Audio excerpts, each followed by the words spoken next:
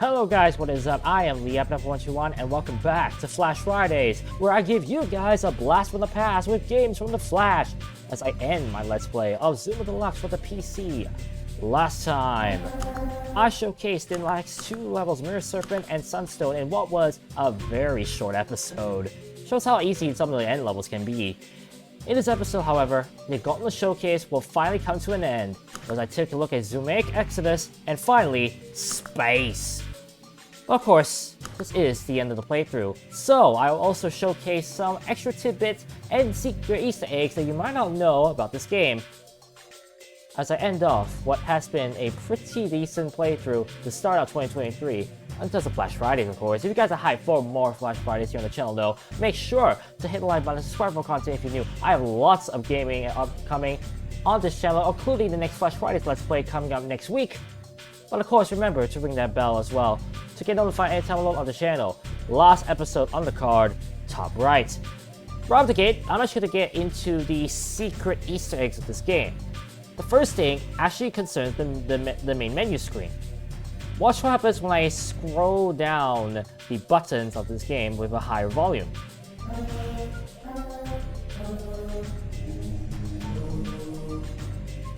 If you have watched Close Encounters of the Third Kind, this tune actually might sound very familiar. Now let's play it a second time. And a third time. A UFO hops by. Click the UFO and you get to see the credits in a different background, the space background that is. And speaking of the space background, watch what happens when I press the letter S on my keyboard. Notice how the stars no longer move. That is actually the function of the S button in this game. This is the only key in the game that actually does anything in terms of the background. It's not like Visual 2 where there's a lot of things you can type in just to make the background all weird and all such. So yeah, that's a cool thing you can say about not only the credits, but also the background. One last thing to note is the sound. Notice how the sound effects module is around here.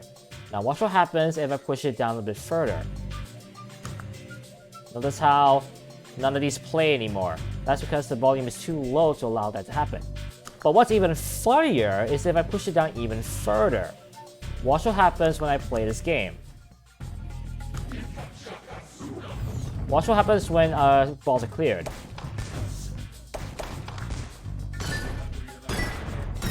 Yeah, the sound effect actually changes now that the volume is too low. Apparently maybe the volume is just too low to allow the normal sound effect to play. Hence, it makes a very weird pop sound instead of just the tonal popping sound at that. So yeah, very strange tidbit to know about when it comes to, well, the sound. Never thought that the sound would actually affect the game that much. Anyways, with that said, let's finally take on the final 2 levels on Gauntlet mode, starting with Zumaic Exodus. Now, maybe for this level, I had to really think deep into this level, and I'll say this. No, not a single, not a single danger zone is spiked, and there's a good reason for that. The reason is, honestly, because your playfield is all around the first loop, any ball that, any part of the loop that's on the second, any part of the second loop is not really accessible immediately. Hence, I wouldn't see people really aiming for like response corners like this corner here, or this corner here. Except of course if you're trying to aim for the coin that's on the top right or bottom left, bottom right, excuse me. So honestly, that's why I say this level is one of the few levels that I say there are no danger zones that are prominent.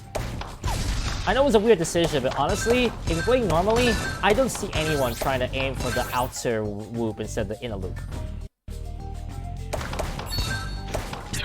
And as you wind up this playthrough, I'll say this right now, man, this has been a quite the project to record.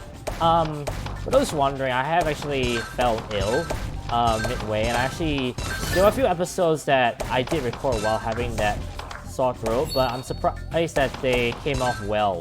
So I'm pretty happy with how the playthrough went despite the issues that I ran into Not necessarily health-wise, but actually mentally-wise. Because honestly, I've been struggling trying to find time to play this game. Even though, I'll be honest, I've been really wanting to play this game ever since I knew it was available. And W is not disappointed in terms of bringing back my childhood. Now, back to the main game, I'll say this right now. You might notice throughout the game that I've been aiming a lot around this corner. The corner is actually not steep enough to warrant it being a danger zone, and it's not far away enough as well.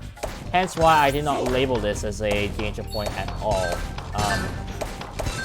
So really, it's all about playing around with the inner loop, and just make sure you don't bring any loop balls to the outer loop.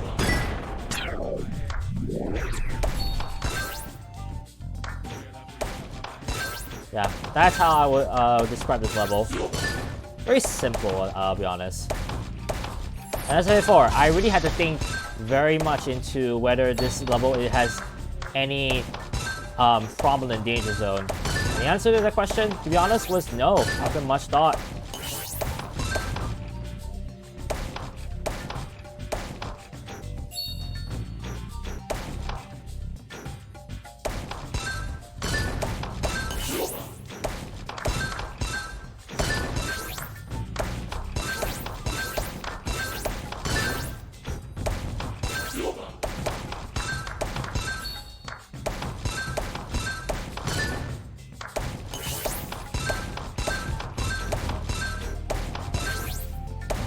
There we go. Also, one annoying thing about this is that because you're easily able to push the chain all the way back at the start of the game, definitely this level seems a bit more boring than others that we've seen thus far.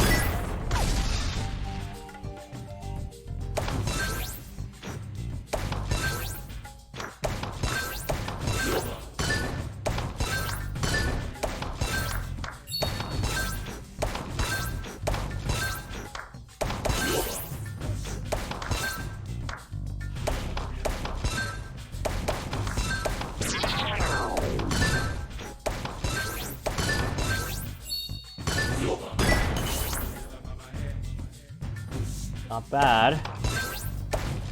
As you can probably tell, I was trying to push for some more combos.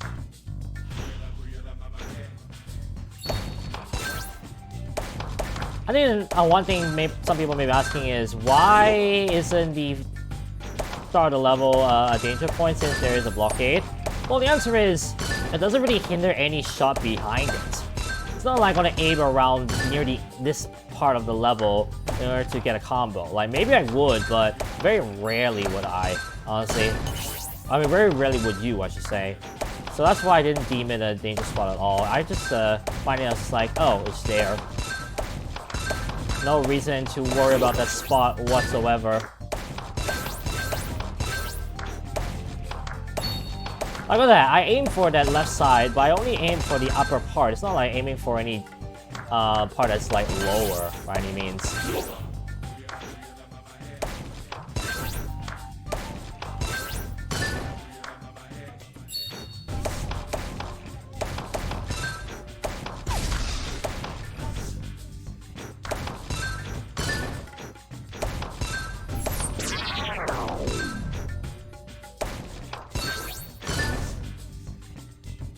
Come on, a bit closer.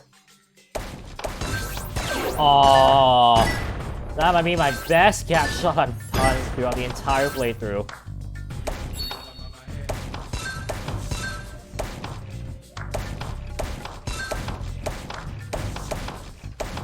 Ooh. Finally, the color blindness caught me, but at least it didn't affect the board too much. Oh, really?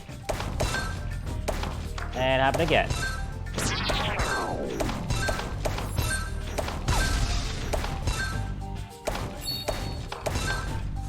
Oh, really? Oh no.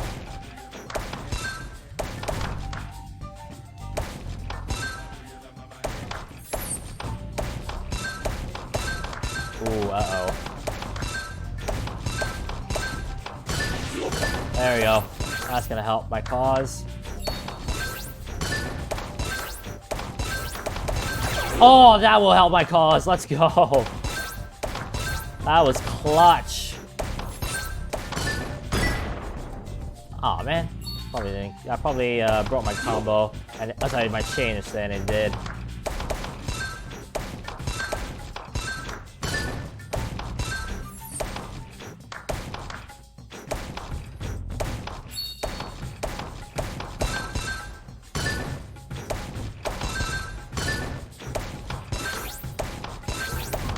Nice. Oh, come on, really? Of course it disappeared on me last second.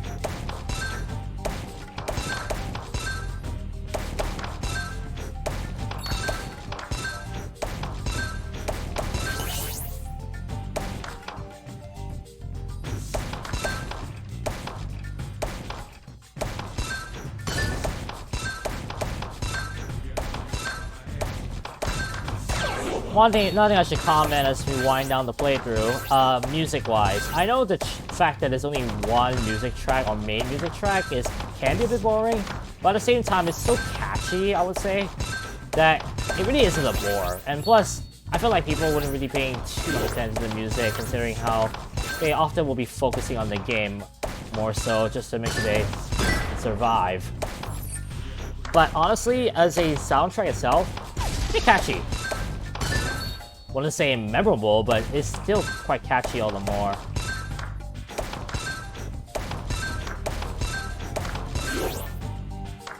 There we go.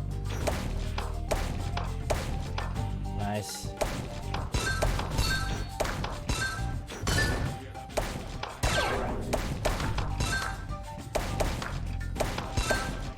I think the one problem with the level you might have spotted the fact that there's no like obvious way to get rid of unwanted ball colors.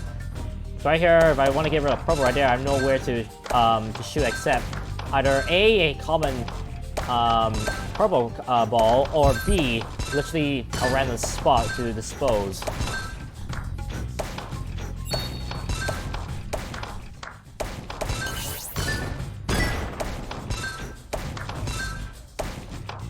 There we go. Well, that just leaves one level left to hit the Sun God level, and we are done with this playthrough, man. For as fun as this game is, we definitely have to move on, but I really gonna miss this playing this game for you guys. If you guys don't want to see me do like endless runs of Gauntlet mode, I would love to record some. So let me know if you guys want that next time.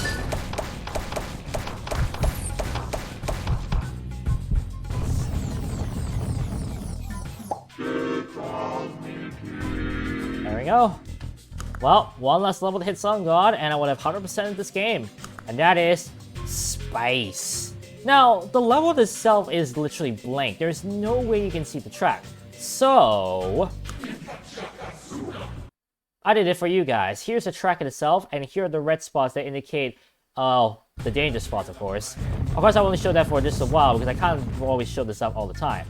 And of course, no need to show coin spots, because there is 0 coin spots available on this level. I think it was already obvious from the first time that I played this level.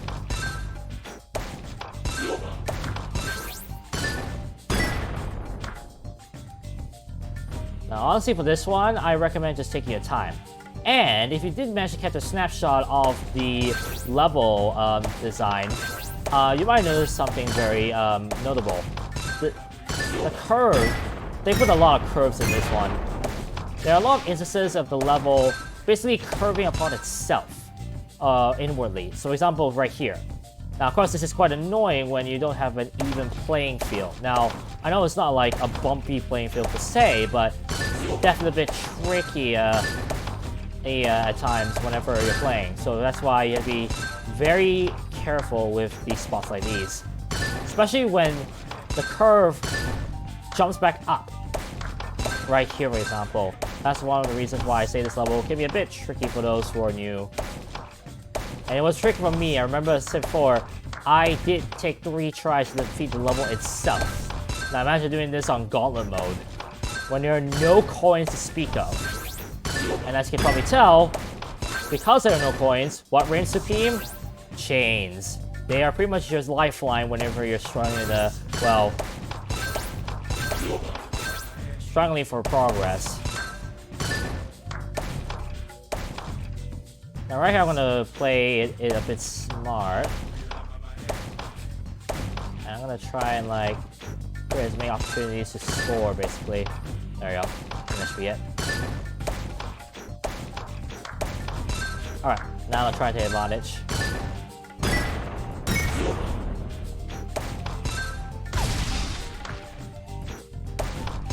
Accuracy balls will definitely help your cause as well, because at least it will help you aim and see where the ball will go if you fire in a certain way. So definitely helpful if you can find the accuracy ball as well quickly as possible.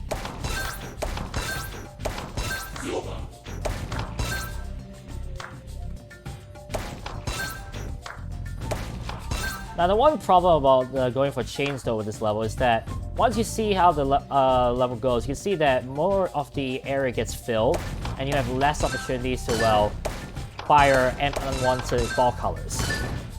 So that can be a problem if you keep getting colors you don't want.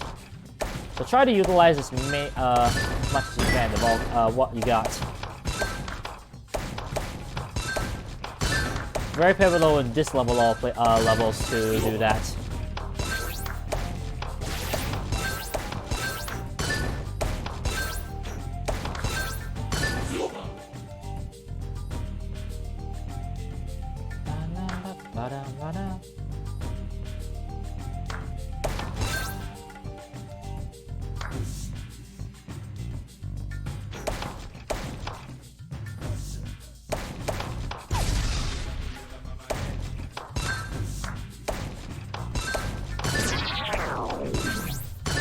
Uh-oh.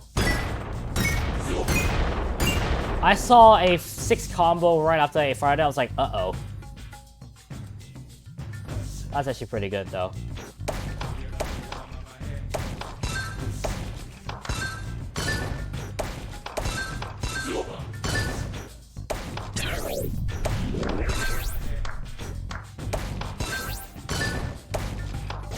Ooh. As I say, for the weird angling of this level, definitely can throw you off when you're trying to fire at a spot you think will go, and then ends up it doesn't go there.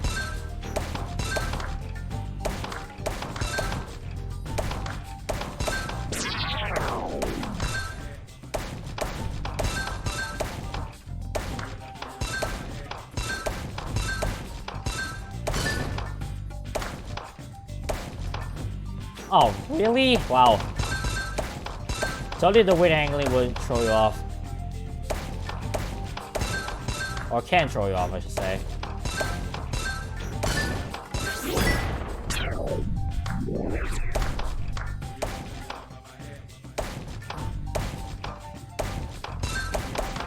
Oh, really? Great.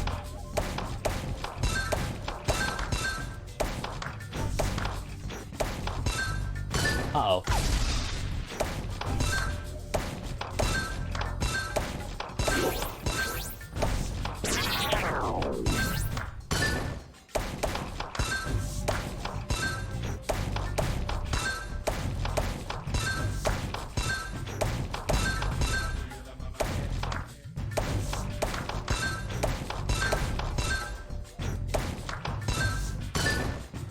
I had to check to make sure that it was the right color just then.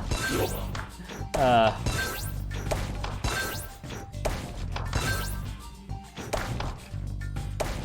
Oh, actually, now you can get to see the issue with this level once we get even closer to the edge. Oh my goodness, I'm just firing awfully right now.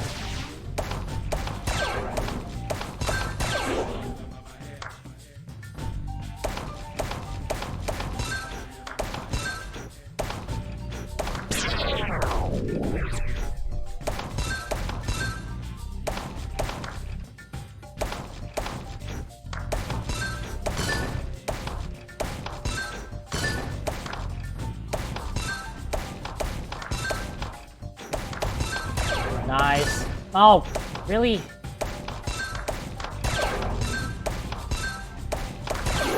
Okay, good. I can feed off of gap bonuses though. That's always something nice to fall back to.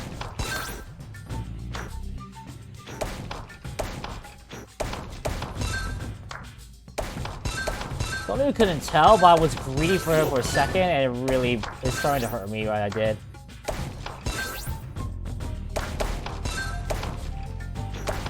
Uh-oh.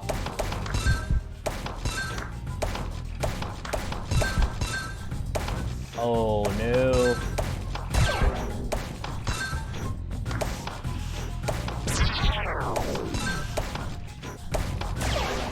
Yes! Oh! That was too close. That was too close. But I got it. Skin on my teeth, I dare say.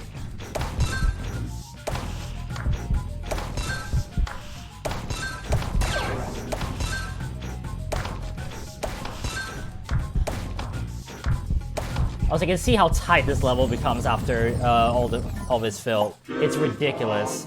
But I barely made Songar level all the more. Ugh. And that is it.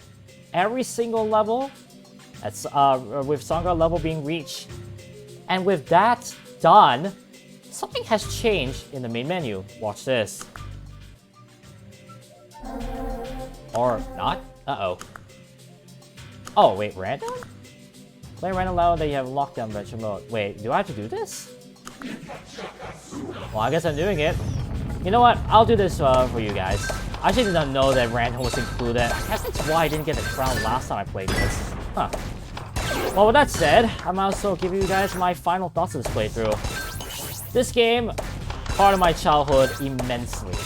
A funny story that has stemmed from this game was the fact that when I was young, I remember that my parents were planning to buy me a CD game. I forgot what the occasion was. I think it was just to celebrate my exam, so to speak. I don't remember. But I remembered very well that I wanted to play this game in particular. However, my parents actually decided instead to buy Zuma Deluxe, which, if you guys already know, has been part of my childhood for many years, and is part of the Bejeweled podcast. Hence why I've attached to this game pretty much forever until I defeat before I unlock one of the hardest modes to grab ever. One of the most tedious modes to grab in the game. But yeah, so I remember that well, and by no means am I holding a grudge to my parents. They always have protected me for so long in my life, in many ways. So the actions I do not criticize whatsoever when I was a young boy, because they know best. Always remember, your parents know best. Sometimes you may feel as though they don't, but you gotta remember that they're always there to protect you. They're not there to always govern your every move all the time.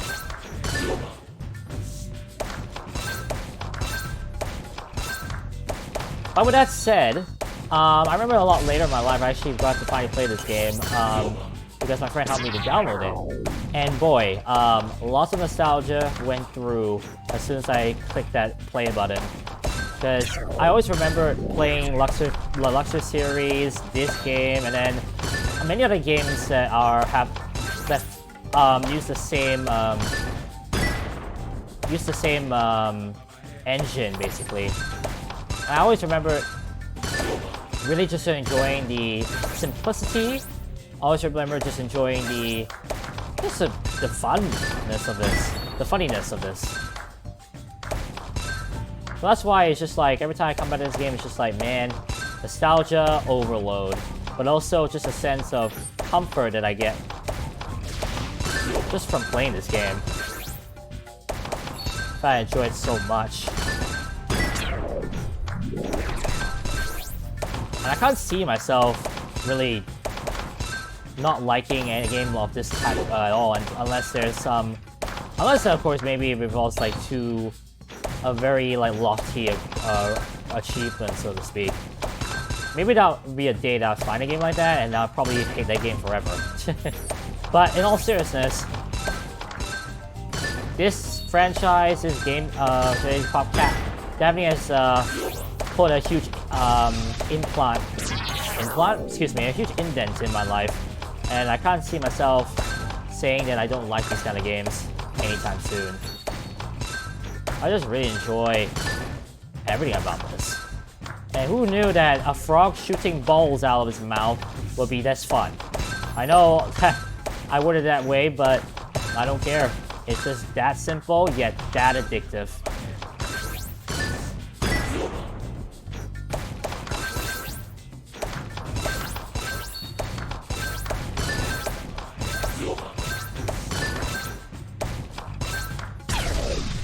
I was kind of hoping that it wasn't the bomb, but it was.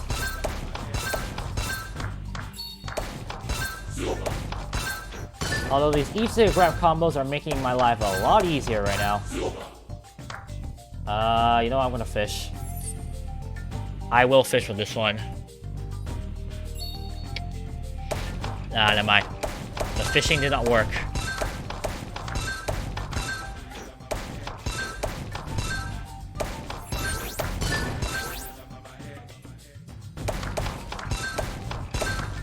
Nice.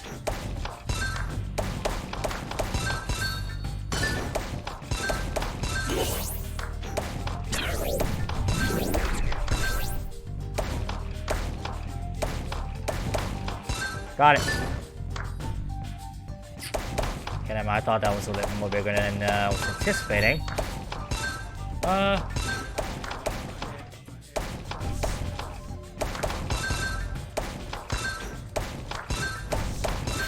I knew it was gonna be risky because that move because I knew that the coin was gonna disappear, and it did not pay off.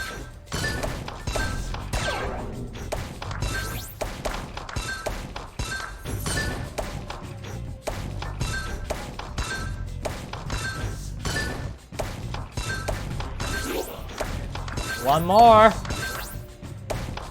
One more. I think we're done. Thought I aimed that horrifically wrongly.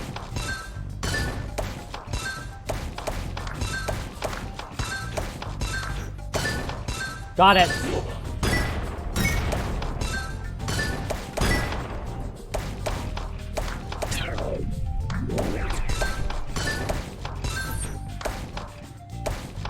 And you know what? Since I already hit Sun God like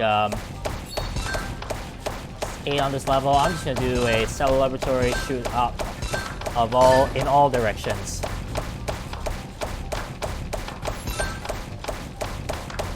I'm surprisingly surviving a lot longer than I should.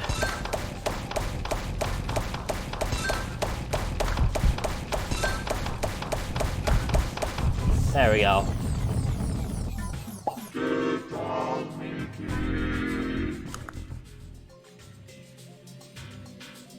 That's it. That's it. Now that I hit Sun God, I got every single Sun God plate. Watch what happens when I press the main menu. Ta-da! We have ourselves a Sun God hat. And that is to indicate that, well, we've 100% in the game. I finished Adventure Mode, and I finished Gauntlet Mode, clearing every single level, so to speak, and reaching the Sun God for each of them. With that said, that's it for this playthrough. And I'm gonna miss you, Frog. You know that? You're gonna get cross-eyed, look at that. Thank you guys so much for watching. Next time on Flash Fridays, I don't know. I'll be honest, I actually haven't really planned it out. I guess you'll have to find out next week. Or should I say next Friday. See you guys then for the next Flash Fridays playthrough. This is LeeFF121 signing out. I'll catch you guys on my next Flash Fridays Let's Play. Peace.